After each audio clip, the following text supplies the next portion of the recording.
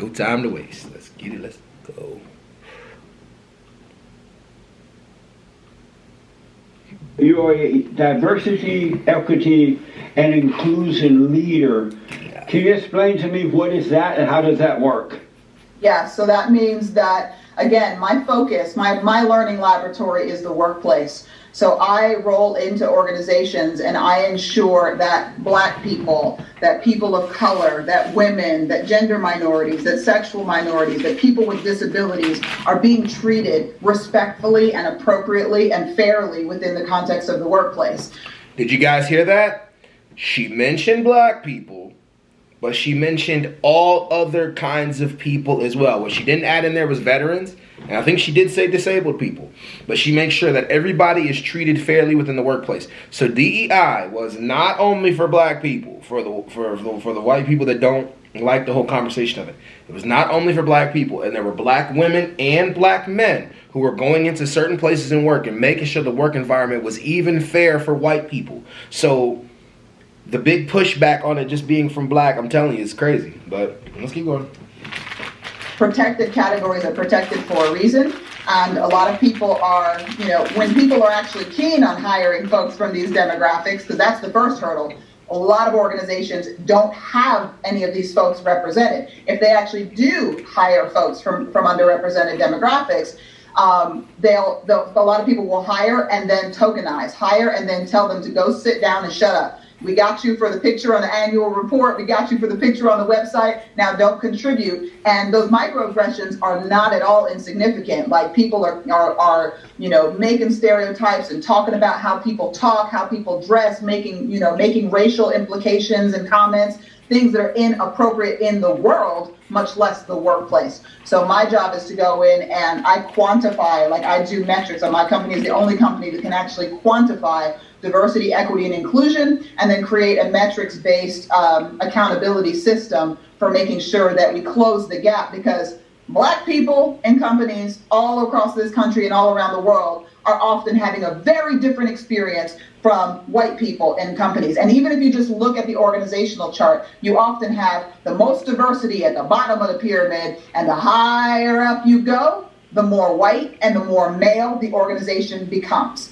That's not always happening on purpose, but that fact limits the ability of Black men and women and Hispanic men and women and queer men and women to have the opportunity to be successful, to thrive, to feed their families, and to live into their best lives. So my job is to knock down those barriers and make sure that people are having an equitable experience. Amazing.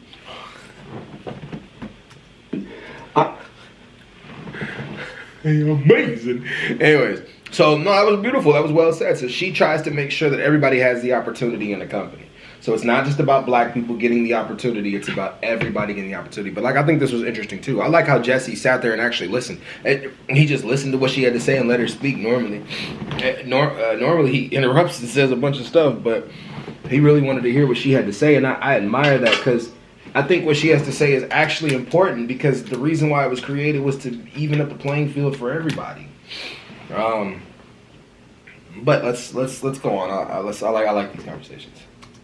I know truckloads of businessmen and women, but mostly men around the country, that they don't want to hire Black people. Foreigners who have come here as well, they don't like hiring Black people because the Blacks are so much trouble. They are always complaining. They show up late. They think that everything is racism. Anytime you have to correct them, and so a lot of companies don't like hiring the Blacks, and they also are concerned that when they let them go, they're going to be sued for being called racist, right? Because the Blacks think everything is racist, and so they are trying to avoid hiring Black people. So if you don't correct the Blacks, why would anybody want to be bothered with them? So ascribing those particular attributes to Black people only is super problematic, because you get people of all races in organizations who complain, who show up late, who don't do their job, who sue you when you mistreat them. So those are not characteristics of Black people. But it's well and alive in the Black folks, though. Well, it is well and alive in all folks. That is well and alive in all folks. Listen, I'm an organizational development specialist. I have a doctorate of management in organizational development. I'm in organizations all over the world, and I can tell you that statistically speaking, all over the world, those are management issues that show up in all races, in all genders, and in all sexual orientations. They show up across the board. And what you're describing is the conscious bias of ostensibly white people you're talking about, who don't know how to communicate with, lead, manage, or interact with Black people across differences and inspire the kind of behavior that they're looking for. You've got to actually create a culture of intention and decide how you want people to feel and experience their day-to-day work life. And if you can't create that sense of belonging, that sense of engagement, that sense of inspiration, then you are every bit as much culpable for how people are showing up in the workplace. But why? Wait a minute, before he goes on, that woman just spoke so many and you know what's even funnier? As often as Jesse tries to make it seem like blacks will say things like racist and all kinds of things like that, she shifted the entire conversation to say, yes, most structures are white people in these areas that are on top. And them being on top, we have to acknowledge the fact that those are white people that are acting the way towards us. But the characteristics of what Jesse is trying to say specifically is all across the board. And it's management problems that all management people have, all people in management have to deal with. She addressed so many avenues, right? What I find interesting about the Jesse Lee Peterson show, and I also think very hilarious because I like Jesse Lee Peterson, but I also find this about black conservatives a lot of times, like when they try to speak out against their own community.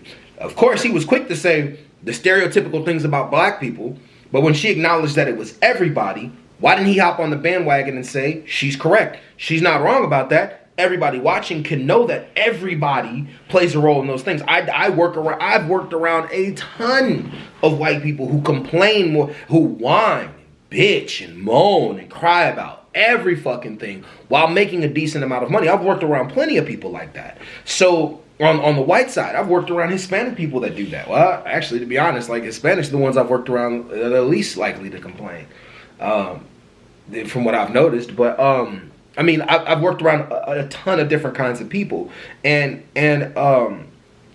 everything she just said was beautiful. This is why, like, I love when black women talk. I love it when black women talk. I love it when black women are educated. They know exactly how to, like, maneuver through conversations like this, because I think she was prepared for him. I think this was, I would want to watch the whole interview or highlights, but yeah, I like this interview. This is really good. And, this is good. This is really good. I'm not trained the blacks how to act. What you're saying right now is illegal. Rather than putting the responsibility on the owner of the company. No, that's what you just said is illegal. Why is that? You cannot train the blacks. Why not?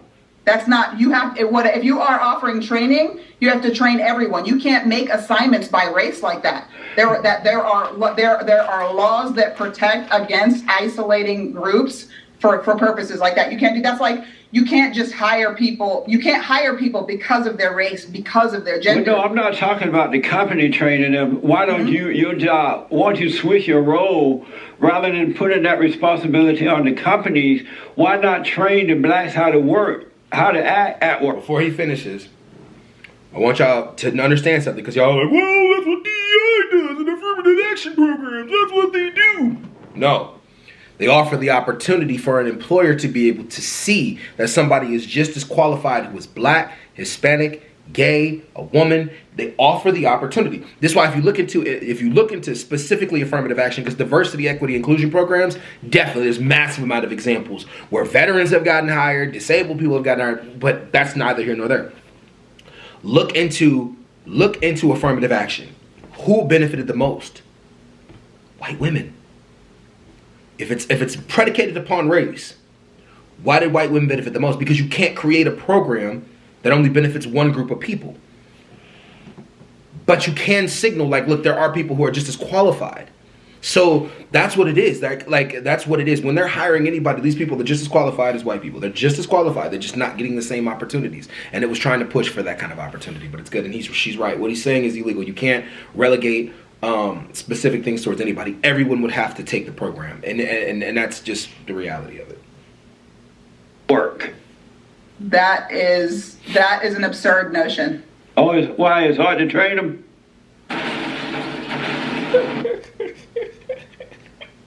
Jesse be joking so much, man. Why is it hard to train him? Hey, yo, I love Jesse, though. That's my guy, man. I do. All right, y'all. I'm out. Peace.